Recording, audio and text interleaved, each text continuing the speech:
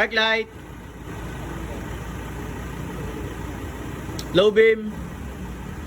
Fog lamp. High beam. Signal. Kabila. Hazard. Okay, working. Dashboard error kung meron ba. Pa-check. Wala yan.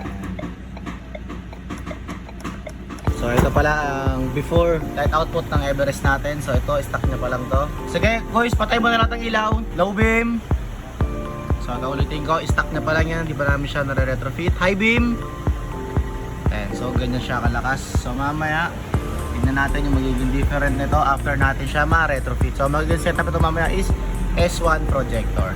So, syempre mga gagawa ng Everest natin na yan is si Lenny ng Davao, Tagalog na Tagalog, and si Jet Jet, pati na rin yung bago nating recruit na si JB. So dito is tatanggalin nila yung bumper. Ayan, so silang tatlo ang gagawa nito. So mga ilang oras siya trabahuin yan, pinakasagad 1 kalahating oras. Ayun, ganoon sila kayabang. So titibagin nila itong Everest na to ng 1 kalahating oras lang daw.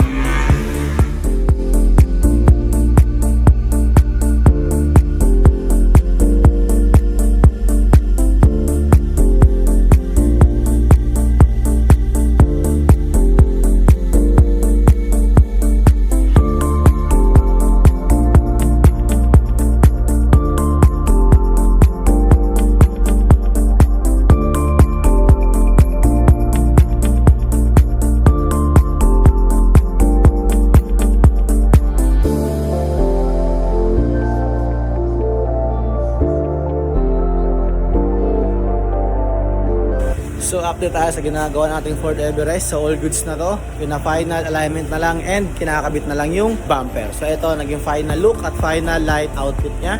Low beam. High beam.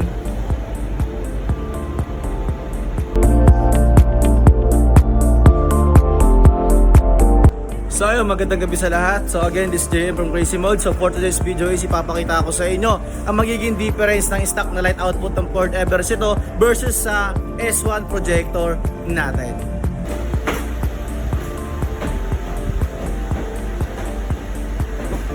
So ayun, syempre nakita nyo naman kanina yung before na light output niya bago namin siya i-retrofit. So ngayon naman ipapakita ko sa inyo yung after naman ma-retrofit ni KM ang light output ng Everest na to.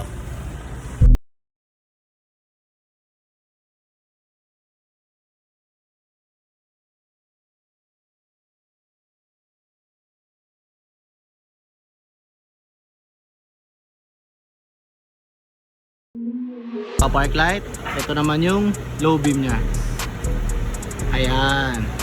So kita-kita nyo yung difference kanina. Ito solid na talaga yung naging light output niya. Ang naging setup kasi nito is S1 natin na projector with Amber Demon Eye. So ito is low beam pa lang.